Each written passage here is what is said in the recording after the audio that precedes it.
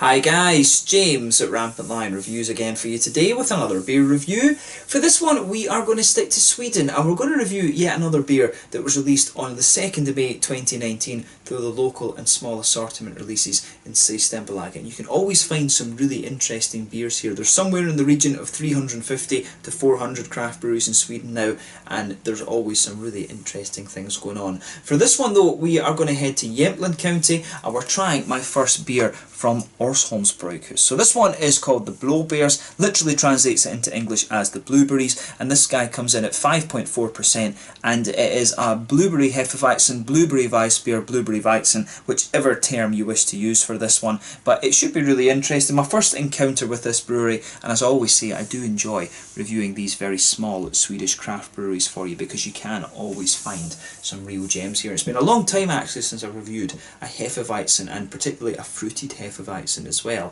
So really looking forward to this one, and as always I hope you guys enjoy my take on this beer.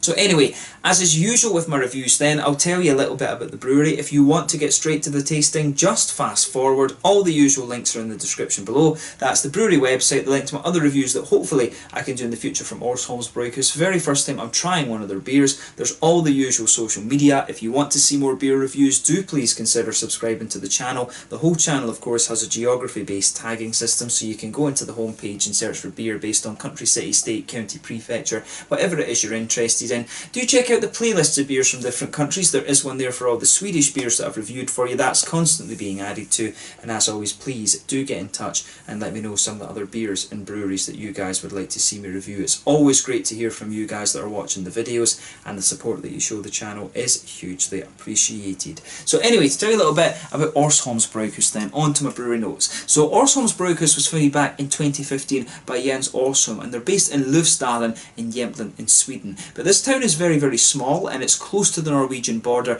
known for its ski resorts, and it's in the south of a historic kind of Swedish province, if you like, that's called Härjedalen. So Jens previously owned a restaurant in Lofsdalen, but he's also worked a lot with whiskey as well, so he did have a fairly good pedigree when it came to actually starting up his own brewery. But the brewery itself is located inside one of these ski resorts, and it's just a very small operation. But he started bottling the beer on Christmas Eve of 2016, and he started out with the capacity to brew around 90,000 litres. But much of the beer is distributed locally to restaurants and bars, and they've been gradually expanding over the last couple of years as well. As of May 2019, they've only produced 9 different types of beer, but there's quite a few. There's quite a big variety to that if you look at the Untappd pages and things. They do have a New Zealand Pale Ale, they've got a Pilsner as well, and I think they've got a Stout if I remember correctly, and a Porter too. So within those kind of 9 beers that they've released, there is a fairly big variety of different things that you can try. But this is my very first encounter with this brewery. They seem like another very small brewery, and you know, this is becoming more and more common in Sweden. Like I said, somewhere in the region of 350 to 400 craft breweries existing here now, which is pretty good. You know, it's pretty good going for a country that's only about 10 million people. Scotland doesn't even have half of that, and we're roughly around half the population of Sweden, a little bit more actually. So yeah, another really interesting brewery, this one. If you want to learn a little bit more, you can check out the brewery website in the description below, and as always you can follow them on Facebook and Instagram, and that will keep you up to date with all the latest goings on at the brewery. You can check out their beer list on Untappd as well. So yeah, that's all you really need to know about the brewery. Let's get on to the actual tasting of this beer itself. So yeah, as you can see, really nicely presented. This one, I do like the symbol for this brewery there. I don't know if it's a exactly what breed of dog it's meant to be, but I do like dogs. I'm a big German Shepherd man myself. I grew up with German Shepherds. But you can see there is the Orsholms Brygghus symbol there, Blå bärs. It tells you a little bit on the side of the beer as well. It's talking about, you know, there's 180,000 blueberries per day in this one, but it says basically that blueberries are an untraditional. This is an untraditional Weissbier that's brewed with blueberries with German hops, but with a Nordic twist to it. The Swedish brewery the Swedish blueberries give the beer a nice blue colour and a fruity sour character. This is unfiltered, and it's meant to be served quite cool. The blueberries are collected, brewed, and I'm not sure exactly what the next word, but it's brewed with. It's basically saying that they're brewed and added to with mountain water at Orsholms Brygghus, which is next to the lake. It's next to the little mountain village of Lofsdalen in Jämtland. Yeah, it's quite difficult actually when you're doing a video to translate these things quite fast. But yeah, it's basically just telling you, you know, it's a mountain brewery. They've put blueberries in it. That's not such a traditional thing to do with Hefeweizens, but they think it's pretty good. So yeah, basically a summary for you there. It says on the side here that this one is best before the 7th of December 2019, and we are drinking it in very good time. Cool thing about this brewery is they do have their own bottle caps as well, which is really nice. I'll just push that into the camera and let you see that, the nice mountain there. I'll definitely be keeping that for my bottle cap collection. But a 5.44% Hefeweizen, this one, brewed with Swedish blueberries. So without further ado, let's get it out and we'll get on with the tasting then.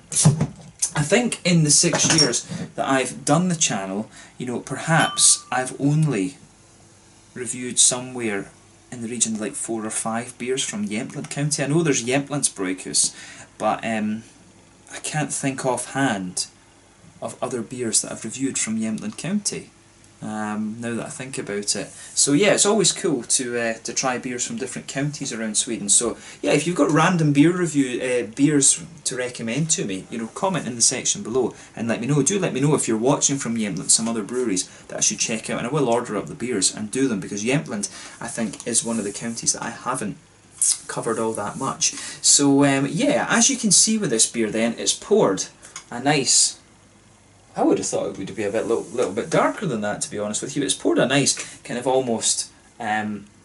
It's more of a red colour, this, than being nice and dark and blue. You could see there was a solid 2 fingers of quite a bumpy, creamy, pinkish coloured head, to be honest with you. 1 or 2 big bubbles sticking towards the side of the glass, and a few little ones heading up towards the bottom of the head there. But you know, overall it looks pretty nice, and you know, not quite as dark as I would have expected it to be, but still, you know, when it's a fruited Hefeweizen, you will expect some kind of unusual colour, a little bit like this. So yeah, interesting, this one.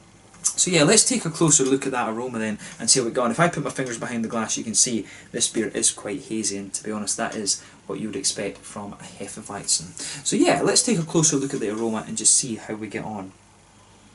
So yeah, you can smell these nice, big, doughy, yeasty notes out of that Hefeweizen. It's got a nice sort of wheaty bread base to it, nice white, smooth German white bread quality. I used to live in Germany. I absolutely adore the German bread and things. I'm a huge fan of my German food. And it was the strange thing for me when I went to Germany was I absolutely loved Hefeweizens before I went there. I used to seek them out. But when I went there, I discovered the German Helles, and that really sent me in another direction when it came to German beer.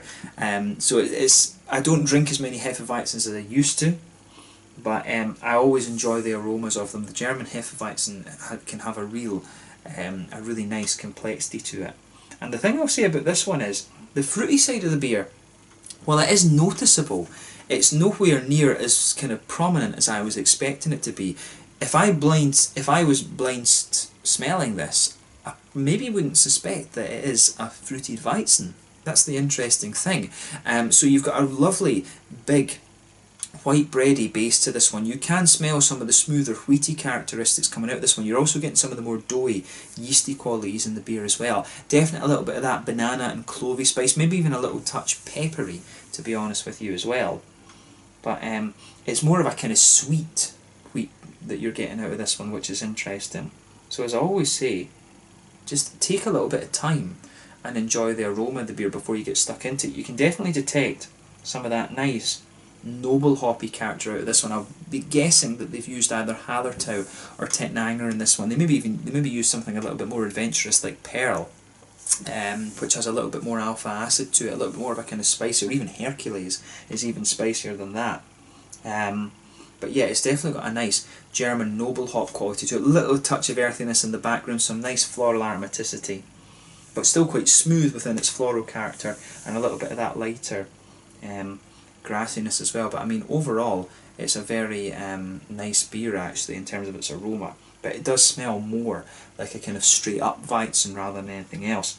It does have a little edge of a kind of berryish note, and I have to admit, when it comes to the aroma, I wouldn't pick that out specifically as blueberries. I would think that it's more, you know, I would guess that maybe it's a little bit more like strawberry or something like that. There, you know, it's unusual, this one. I would expect the blueberries to be just a little bit more kind of pungent, if that makes sense, or a little bit more obvious. This beer, to me, if I was blind smelling it, I think I would struggle to find the blueberries in the aroma of this one. It's quite a mild aroma, this, but generally when it comes to Hefeweizens, I always found it's not the most pungent beer style in terms of aromas. It's more about the flavour, and you can get some really interesting and quite complex flavours out of this style. So we'll give it the benefit of the doubt for the moment, but the aroma of this one, the base of the beer is really nice. It's just not as obvious with its fruity characters as I thought it might be. So yeah, let's take a taste of this beer and see if we got on this. And this one is the Blå bärs from Orsholms Brygghus, just in Jämtland county up in the north of Sweden. Let's get stuck into this beer. Slanja Skål.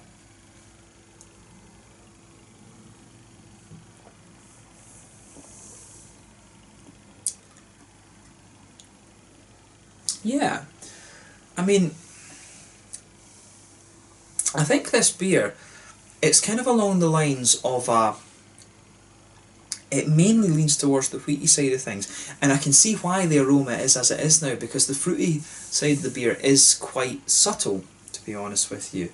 The malt base really does take the lead in this beer.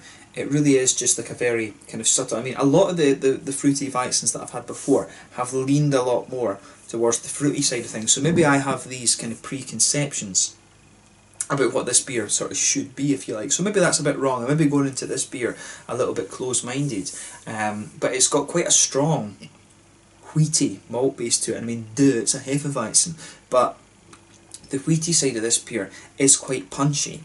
Now, that's probably a good way to put it.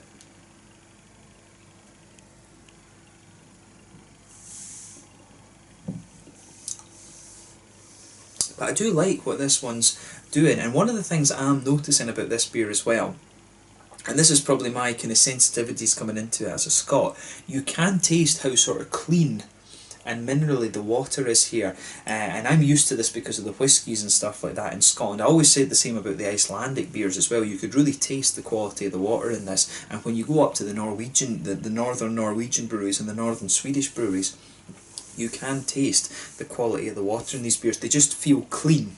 I don't know if that's the best descriptor for it, but that's just my perception of it. You can feel that this beer is very clean, actually.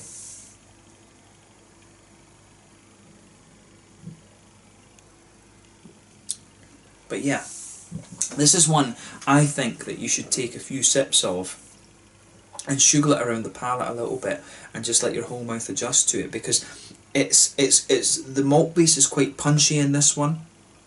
You've also got the cleanliness of the water going on, and the fruity side of it is quite subtle, so you really just need to let your palate adjust to this one so you can kind of get exactly what direction it's going in. So yeah, straight away with this beer then, I would say you can feel a little bit of that kind of pale malty quality. That blankets the middle of your tongue. The sort of thicker wheaty notes really jump on top of that, and the yeasty qualities in the beer are playing a big role. To me, this is quite a yeasty Hefeweizen, and you can feel those banana flavours really jumping out in the middle of the tongue at you, actually, which is interesting. So to me, this is a slightly more yeasty Hefeweizen than some of the other ones I've come across.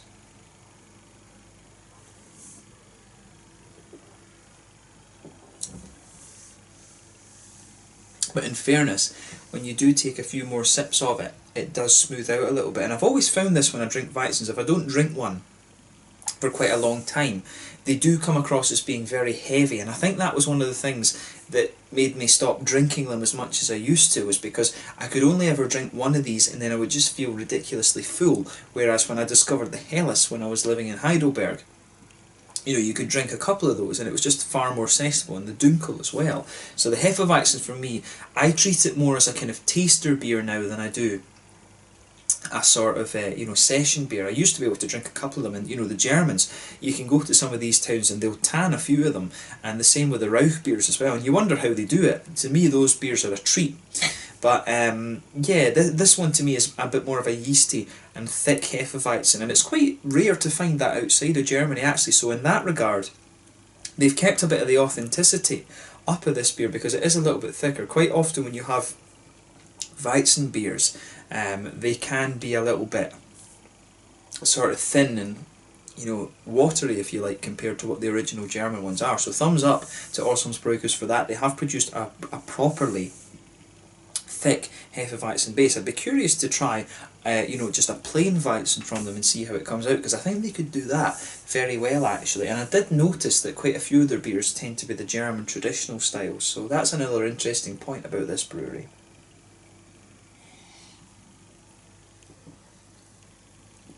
But yeah, yeah, like I say, pale malty base, definitely the nice sweety smoothness on top of that, and the yeasty notes are pushing their way out a little bit. There is a sort of banana quality to this one. You can pick up a little touch of a sort of clovey spice towards the front of the palate. I don't think it's peppery. I was picking up a little bit of a peppery note in the middle of the palate there. And it dries out, the palate definitely dries out on this one the further that you go into it. The way that the hops come out of this beer is really interesting. I mean, in the back corners of the palate you get a little touch of that earthiness that you'd expect from the German noble hops, a very smooth earthiness, albeit. But as you come further forward from the back of your palate, you'll see a nice, slightly floral, aromatic quality out of this beer. Then round the very front curve of the palate, it becomes a little bit lighter and grassy. And it's you know, if you've drunk German beer as much as I have, and you know what the Hallertau and the Tettnanger hops taste like, it really is a nice, the way that the German side of this beer comes out is nice. These German noble hops are very, very distinctive actually. I really like them.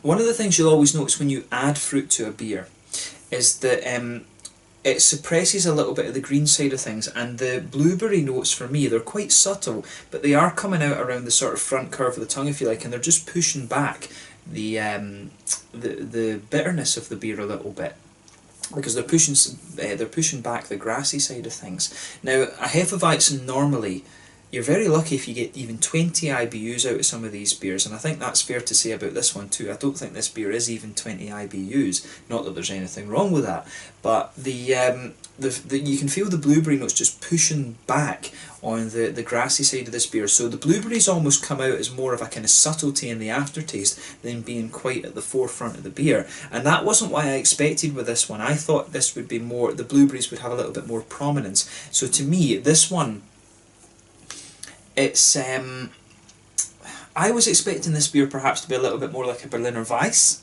you know, where it has the wheat backbone, but then it leans really towards those blueberry notes. But it is more like a Hefeweizen, like a strong German Hefeweizen, but with a blueberry kind of subtlety to it. That's how this beer turns out a little bit more. And in fairness, it did, you know, there are some things that give that impression, but when they're saying that you've got a good bit of tartness to it, I don't take that so much. To me, the blueberries are a little bit more juicy in this beer rather than anything else.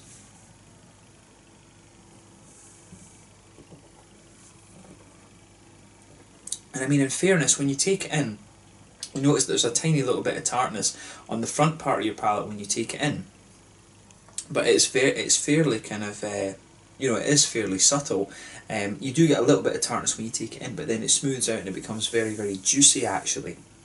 Behind the front curve of the palate, of course, you get that nice oily bubble where those juicy fruity esters come out from the hops, and for me it's a very kind of straight up, grassy, almost slightly lemony citrus that comes out of this one. So to me, this beer, as I've repeated, it's more like a straight up German Hefeweizen, just with a little bit of a blueberry kind of subtlety to it. This one isn't what I've expected, but it's a nice beer, and I wouldn't hesitate to drink this again. What I would say is, if they can do a Hefeweizen like this, it might be worth their while actually doing a plain Hefeweizen. I can't remember if they had that already, but if they can produce a Hefeweizen base like this, I'd be very curious to see them do that on its own and see how it turns out. And it'd be cool to see how they would do with a few more of the traditional German beer styles. I know there's a few breweries brewing Schwarzbiers and checked Mavis and things like that, but I think with this beer they've got a very solid Hefeweizen base, so I'd be curious to try a non-blueberry Hefeweizen from them and see how that turns out. But yeah, it's an interesting direction to take this one. And it does have a nice little bit of that kind of blueberry subtlety to it. It does almost have a little bit of a kind of candied red fruit quality as well. As I always say, some of these fruited Weissens and Weiss beers and stuff like that, and Berliner Weisses, they almost have this little candied red fruit quality to them. It reminds me of the little heart-shaped sweets you get in Haribo Star Mix. But it's an interesting beer, this one, and as I always say, it's cool to try beers from different parts of Sweden and from new breweries who you've never encountered before. But do please, if someone from Orsholms Brygghus is watching, have a go at a regular German Hefeweizen. I think there's a very solid Hefeweizen base in there. But yeah, in terms of the mouthfeel then, I would say this beer is fairly mid-bodied. Carbonation is very smooth actually.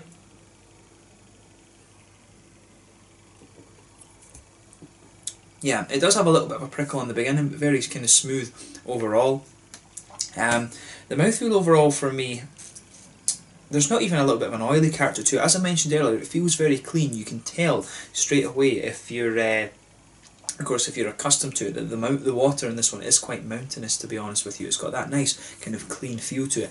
Big malty presence to this one, quite smooth, good yeasty presence as well. The beer does feel quite thick in that sense. You probably could argue that it's full-bodied in fairness. Nice little touch of hoppy bitterness. I think you're talking about 20 IBUs at most with this one. And there's also a good little bit of juicy, fruity character in there, but also a little bit of a more dry fruitiness from the grassy side of the hops. But overall, a really interesting beer, this one, and as I always say, it's really cool to review beers from breweries that you've never heard of before. So yeah, interesting beer, this one. I think they've got a very solid Hefeweizen base in this, but don't think that this one is going to be like a Berliner Weiss. It is more like a solid German Hefeweizen, just with a little bit of a kind of blueberry complexity to it, if that makes sense. So yeah, let's leave it at that for this one. This one is the Blå bärs, basically in English the blueberries, from Orsholms Brygghus in Lofsdalen, just close to the Norwegian border in Jämtland county here in Sweden. An interesting beer, this one, and it's been cool to visit yet another new Swedish brewery for you. Until the next time, it's Slange just now, and I'll catch you guys very soon. Thank you for watching.